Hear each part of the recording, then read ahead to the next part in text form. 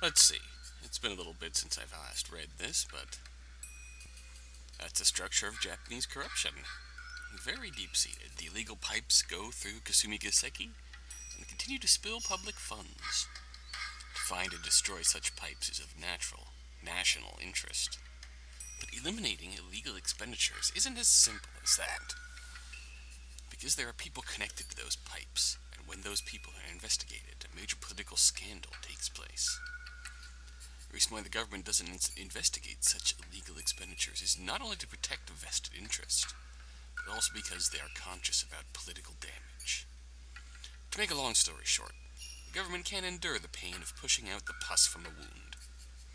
The closer the focus is to the core, the bigger the damage the government will take, and that affects the attitude of the cabinet.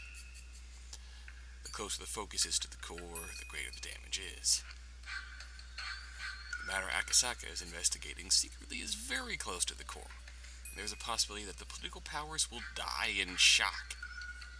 Akasaka was tipped that there was a huge amount of public funding leaking out through an alumni organization at the 7 Imperial Universities. So he and his colleagues have been conducting a secret investigation for a long time. So essentially, Akasaka is following the money back to Tokyo.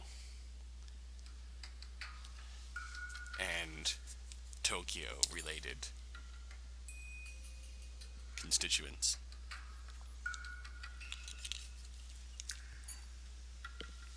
He learned that the enemy had tight bonds, but one of the elders was chosen to take all the blame, and his wife was extremely unhappy about it. He was finally able to get in touch with her, and now he has his hands on this extremely important information.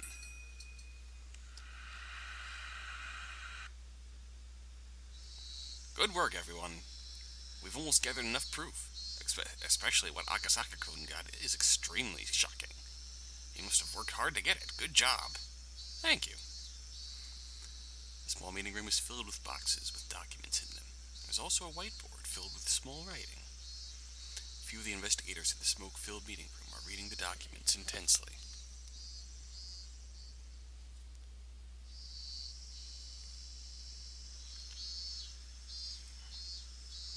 The men's intimidating manner clearly tells that these are veteran policemen with lots of experience. Akasaka is one of these men. It's been a while since Akasaka Mamoru was transferred to this department. When he worked on the kidnapping case of Minister Inugai's grandson, he was a rookie, but now he's an experienced investigator. After a knock on the door, an elderly man comes in. Everyone straightens up all at once. Sir, thank you for stopping by. Please, you don't need to stand up. Relax. I brought a wonderful gift for you today.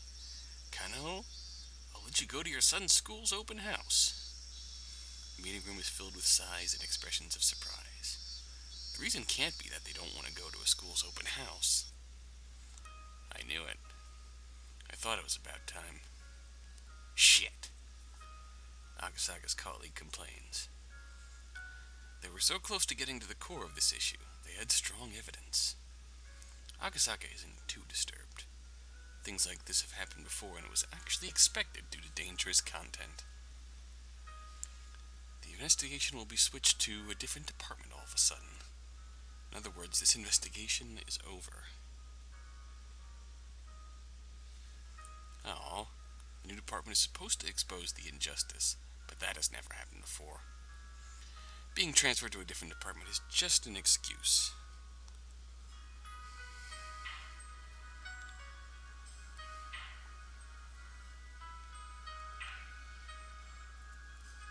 The investigation was terminated because there has been pressure from above. Of course there was. Damn it!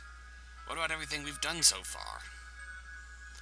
It was just to see how painful it would be to push out the pus.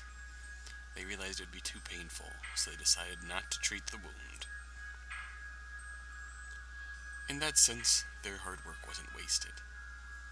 Thanks to their work, the investigation was terminated.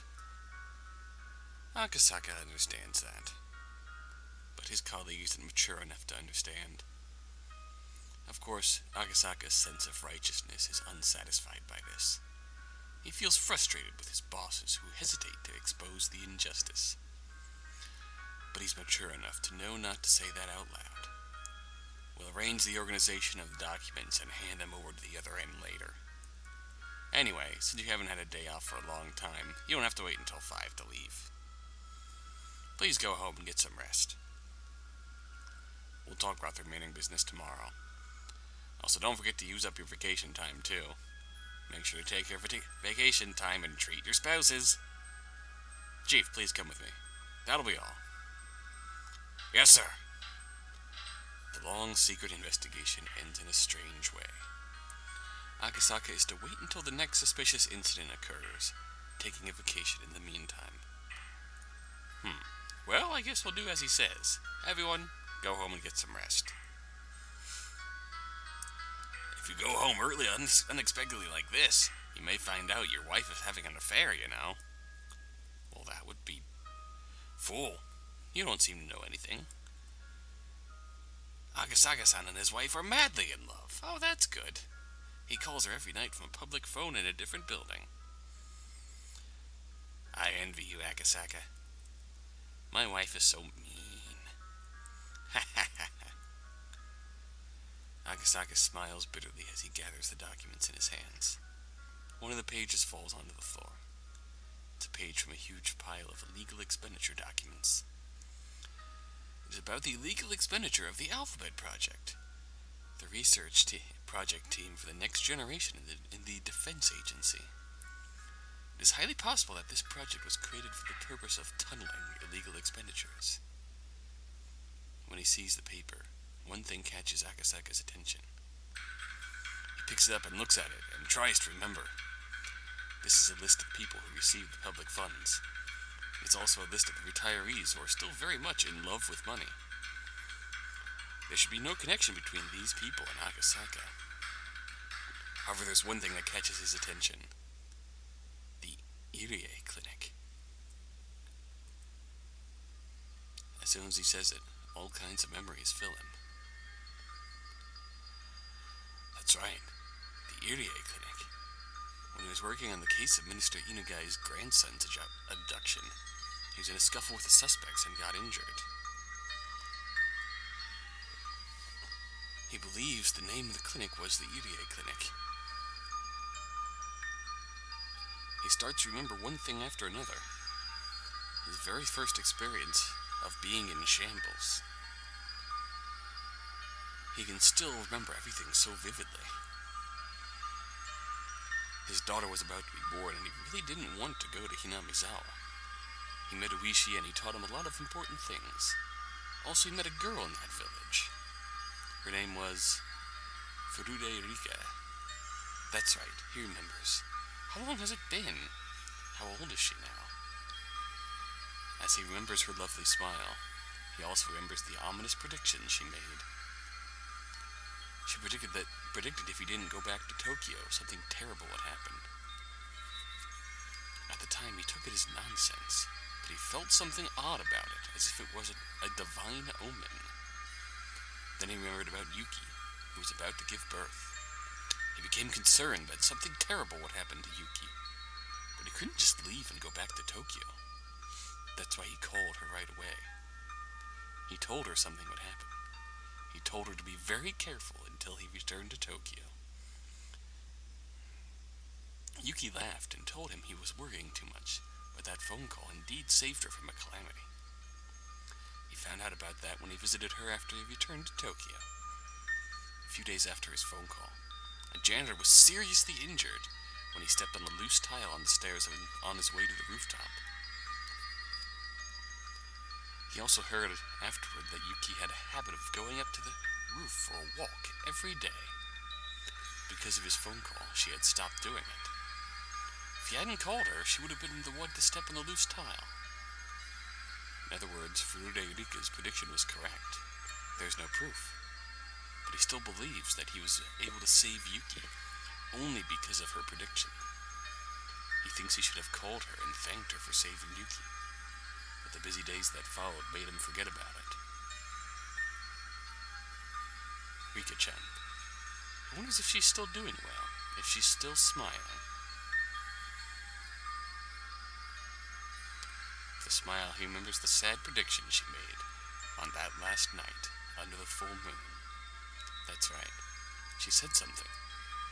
She predicted someone would get killed on the night of the festival annually, and that on the 5th year, she would be killed. That's right, she did say that. The 5th year. That's this year! The festival is... That's right, it's in June. If he remembers correctly, it happens on the last Sunday of the month. He looks at the calendar. It's June of the 58th year of the Showa era.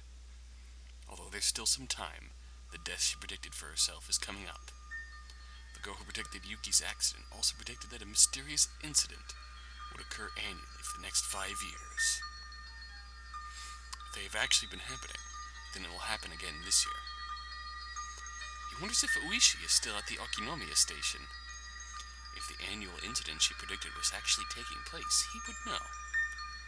In other words, he can confirm if Furude Rika was going to be killed or not with a phone call to Oishi. The girl who predicted her own death mumbled that she didn't want to die. Mumble? No. It was clearly a plea for help.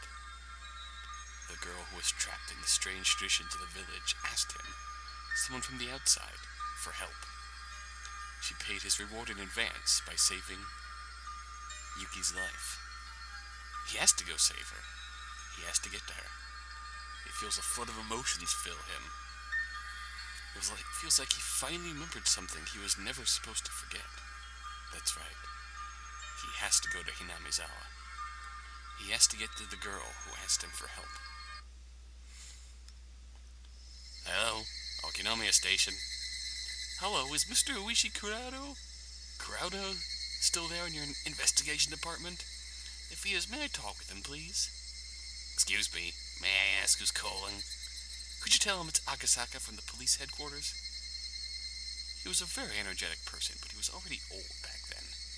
Maybe already transferred to somewhere else, or maybe already retired. But if he's still there, he'll be happy to hear from him. He sure has a very unique laugh. Oishi-san, there's a phone call for you. Someone from the police headquarters in Tokyo. Tokyo? Who could that be? Hello, this is Oishi. What? Oh my gosh! Hello, how have you been? And we'll be right back with more Higurashi. Oh. Just chillin', bro.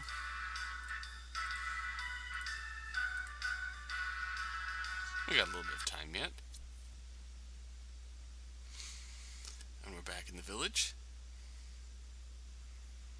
And Hanyu was already used to being with us. Since Rika-chan and Sadako are her age, she has become especially close to them. Of course, Rena and Mion look after her too. Remember what Rena told me before. She said Hanyu has been close to us for a long time, and that she's been watching us play, that she always wanted to join us. I still can't remember seeing her before, but somehow I can believe she has always wanted to join us. Hanyu accepts all the things that surprised me at first as if she knew about them all along. She knows about everything, and it seems she's truly excited at finally being able to join. Yep, Hanyu's definitely one of us now. She sure is. It almost feels like she has been one of us for a long time. That can't be true, though. That's not so. She has been with us all the time. Huh? You saying that too? Rena said that too. Is it just that I didn't notice? You're dense, Keiichi, so that's why you didn't notice. Me? Huh. Fine, so what if I'm dense? Is she not wrong? Oh. Rika and Keiichi are sitting down. Are you tired? You never feel tired, Hanyu. We are exhausted. That's because I've wanted to play with you all for so long. This isn't nearly enough. I'm gonna have a lot more fun. Ow. You're full of energy. By the way, that thing on your head. Doesn't it fall when you play? Ow? Hanyu has a horn on her head. I thought that it was an accessory she wore, so I didn't want her to lose it while playing. I was going to offer to hold it for her while she played. But Hanyu's face clouds over, and she apologetically holds on to the horn. Keiichi, Hanyu can't take it off. Eh? Ah, I see. Sorry about that. Oh, is it strange to have a horn? No, not at all. I think it's cute. Yeah, Kei-chan has a horn between his legs, right? It's hard and bent backwards. Eh? Down goes Mion. Oh, what horn between his legs? What is it? No, Rena. That's... Come on, Rena, stop that. You okay, Mion-san? Your face is warped. Everyone laughs except Hanyu, who still doesn't get it. Poor child. I shouldn't have said anything. I bet she doesn't like to talk about her horn. But if I try to apologize, I think things will get even more complicated. As I think about what to say, Rena takes the girls to the shrine gate. Don't worry about it, Keiichi. Hanyu tries not to think about it, but I think she's still too young. Me. So she doesn't like to talk about it, huh? Sorry, I'll be more careful. Hanyu came to Hinamizawa a very long time ago. She did? No wonder she knows so much about the village. I don't know where she lived before she came to Hinamizawa. She heard the name, but she really couldn't understand where it was. But Hanyu, rather Hanyu's clan, couldn't live there anymore. They looked for a place where they could live for a long time. They traveled a lot. Then they arrived here. There's a beautiful swamp, and that was exactly what Hanyu's clan was looking for. But there was a village, and people lived there. To show respect to the original inhabitants was law among wandering people like Hanyu's clan. Hanyu's clan decided to live peacefully with the villagers. But things didn't go well. We'll find out why next time.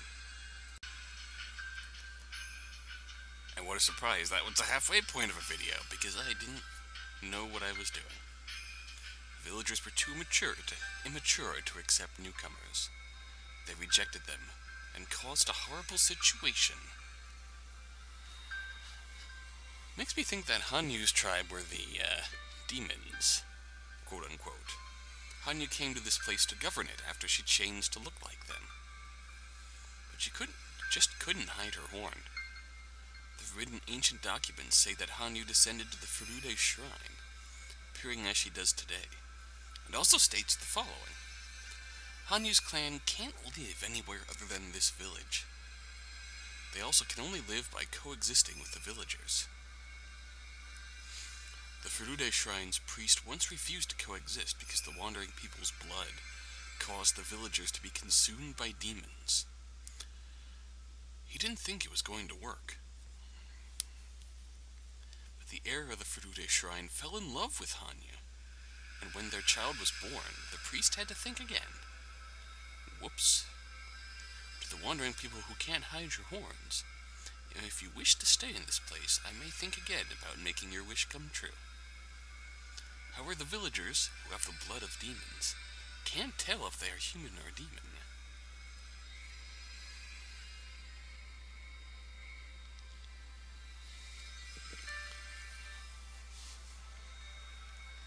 The villagers look at each other with doubt, full of suspicion.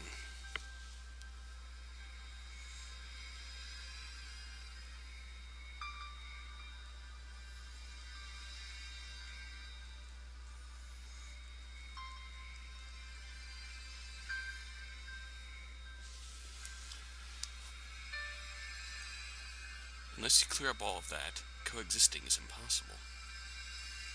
There must be some rules for us to be able to coexist. They are strict, and they may be almost impossible to follow for those who have been living in peace. However, as long as those rules are followed, the village will be free from the demon's disaster. Very well, the rules will be followed.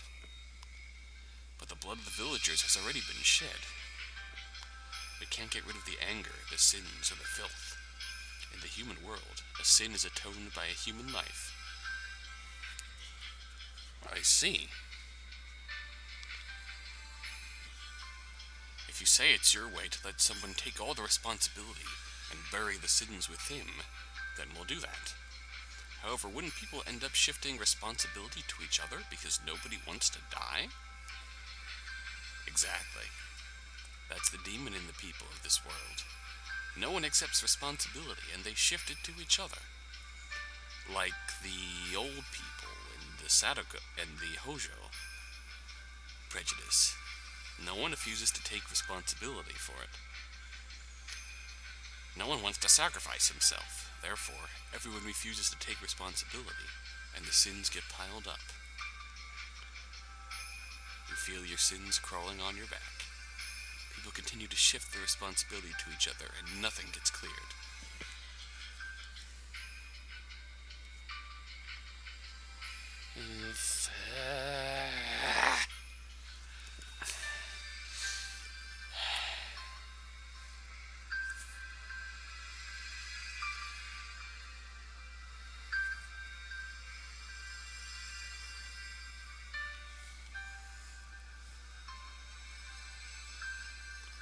I see. If that's the law of the world, and if the law baffles you, then I'll grant you a world where people don't shift their responsibility to each other in exchange for coexistence.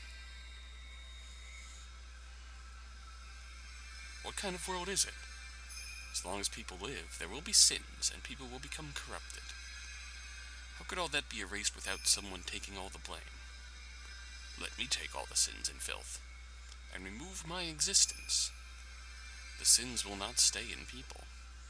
If I were to take all the sins, people wouldn't have to shift the responsibility. What are you saying? Are you going to be a sacrifice? Someone has to take all the sins, otherwise they won't be cleansed. That's the law of your world, right? The ancient document also states this. Of course, this is forbidden too. Only the leader of the Furude family was allowed to touch it. Nobody else. Not even the three families. People became disordered. The villagers' evil thoughts gathered in the swamp, and demons came out from it.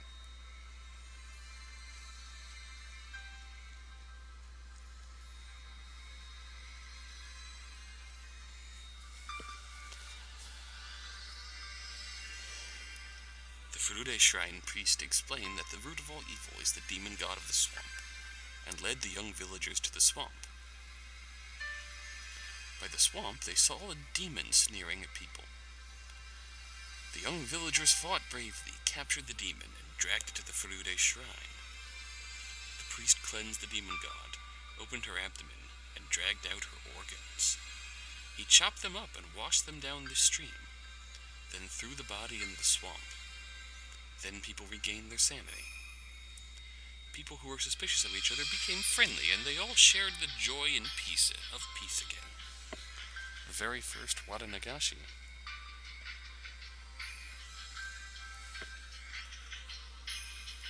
If the forbidden ancient documents are real, the object of the villagers' faith, Oyashiro-sama, was captured, blamed for all the sins, and torn to death by the villagers. The demons came after people fell into disorder. In other words, the demons were blamed for things they had nothing to do with. Oyashiro-sama was a god who took in people's sins to mend conflicts between people. People started to respect her, and that was the start of the faith in Oyashiro-sama.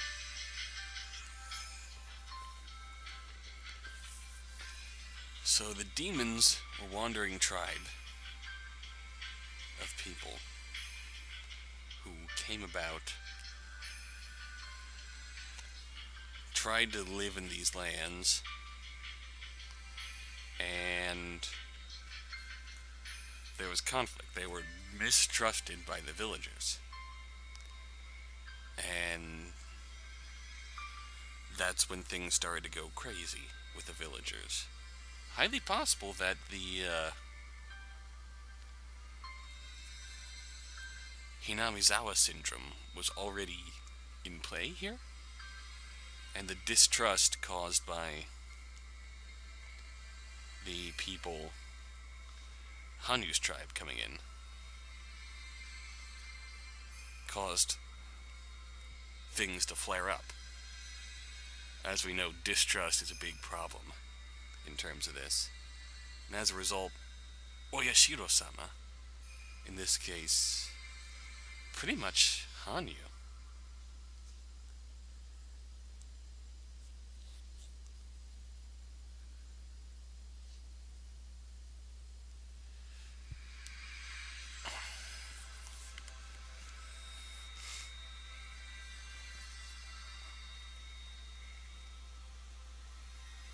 essentially the conflicts were already occurring in the village.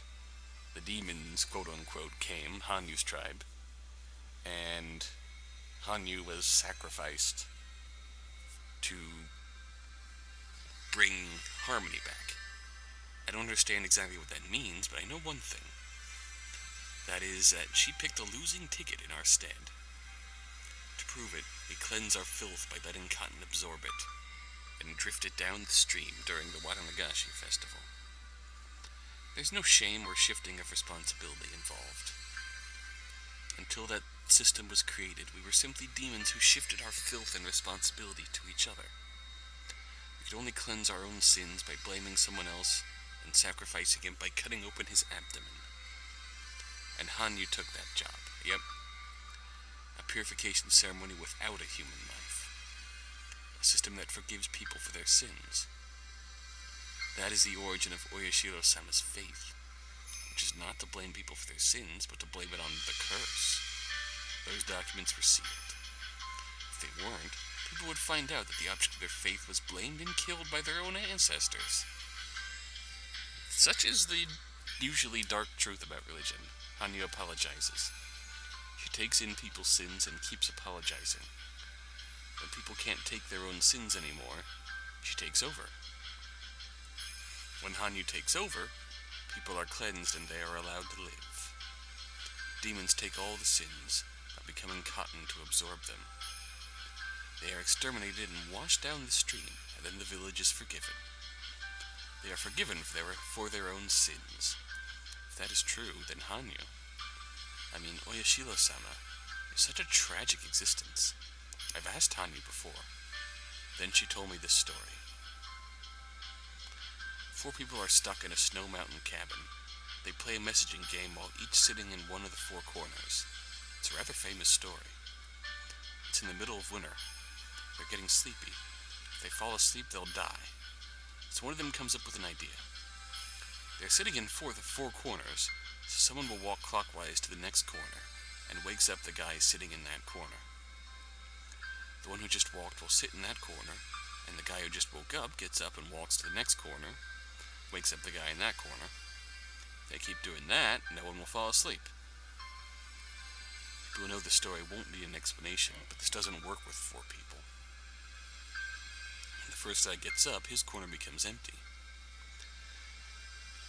So after everyone takes turns, the 4th guy goes on to the next corner, which is an empty one. Way.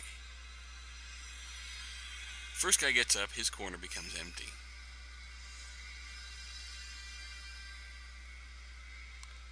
Everyone takes. What guy goes to?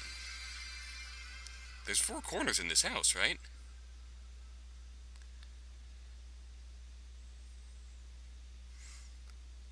Or did I miss something?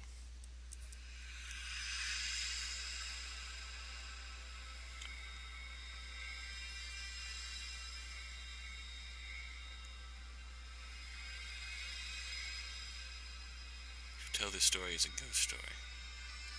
They usually say that there was actually a party with 5 people, but one was already dead, and thanks to his ghost, they were able to continue the game until the next morning.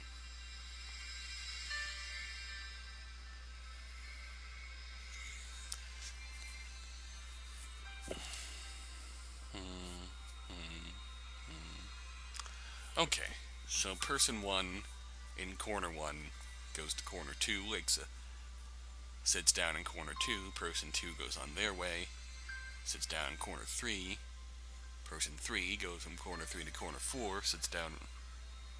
Yeah, okay, I see. Person 4 goes back to corner 1, but person 1 is at corner 2, so there's no one in his corner. He just sits down, they fall asleep, and they die. Okay, it makes sense now. Literally, you have to have someone sitting in every corner at all times in order to make that work. Alright. If things go well between people because of her joining in, she is like this fifth person. That's just like this mountain cabin game. Hanyu can complete a circle that can't be completed by people alone. Then people can live peacefully. She's in existence to complete a circle. Is she bothered by her horn because it reminds her of the time she was called a demon and punished for the sins she took in? Does she unconsciously think she should be persecuted for having a horn? Is she still being tormented by it? She was born with that horn. She was hated and abused because of that. I see. I really shouldn't have said anything, huh?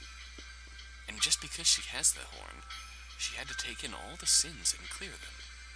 She did that, and then she was admired as God. Huh? God? I was talking to myself. Forget about it. Nobody knows who Hanyu is. Is she really a godly existence that descended from a higher place? Or is she simply an unlucky girl who became a sacrifice just because she had a horn? Nobody knows. But this girl's blood was mixed into the Furude family's blood. And it has descended to me, too. So literally... So technically, Hanyu is a distant relative of Rika's. And Hanyu's blood makes the Furude heir, or heiress, the queen carrier of the Hinamizawa syndrome. Or does it? If what we can take from that story is that the syndrome existed before Hanyu and the demons got there, then it's just Furude family blood that makes them the queen carrier. Folklore states that the Furude family is a girl, as in the firstborn. For 8 generations in a row, the 8th one will be the reincarnation of Oyashiro-sama. I don't know exactly what that means. I'm the 8th generation. Why is it that I was the only one who could see Hanyu? 8 generations is a very long time. Holy shit, yes it is. Maybe that's how long it took for all the sins Hanyu took in to be cleared.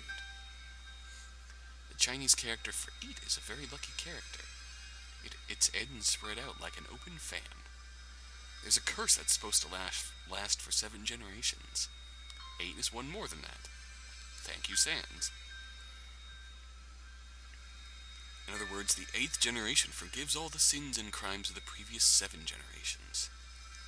It's a number for a spell. It's the time Hanyu needed to cleanse all the sins she took in for humans.